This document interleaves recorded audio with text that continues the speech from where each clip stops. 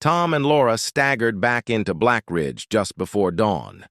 They were bloodied, hollow-eyed, and shaken from what they had seen. The townsfolk who hadn't boarded themselves inside stared at them suspiciously, whispering as they passed. It was clear now. Everyone in Blackridge had heard the voices. Some resisted, some surrendered. At the sheriff's office, Laura slumped into a chair, trembling. "We can't fight that thing, Tom." "Fire didn't work. The hollow ones can't be killed. We're trapped." Tom shook his head.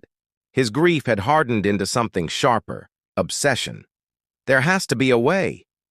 The journal said, "Burn the heart." Maybe we didn't burn enough. Maybe there's something we missed. Before Laura could argue, the radio crackled. Static filled the room, followed by a voice. Low, broken, familiar. "Tom." It was Jack. Tom grabbed the receiver, his voice cracking. "Jack?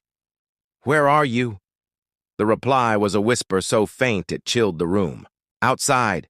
They bolted for the window, and there he was, standing across the street in the fog, rifle still slung over his shoulder, shirt torn where the root had struck him.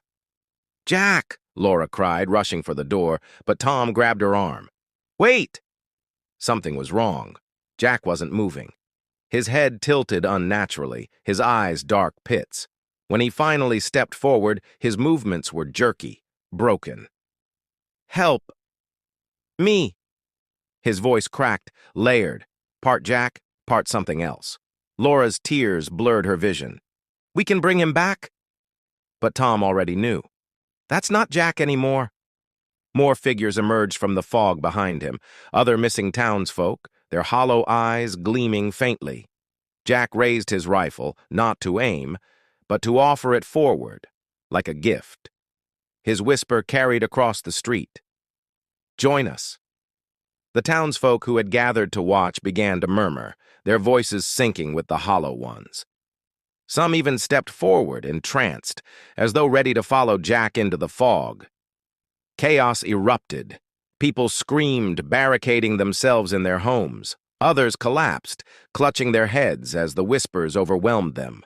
One boy walked calmly into the mist and never returned. Tom fired a warning shot into the air. The hollow ones froze. For a brief second, the fog thinned, revealing their faces, blank masks of despair. Jack's lips stretched into something almost like a smile before the fog swallowed them whole again. By the time silence fell, half the town was missing.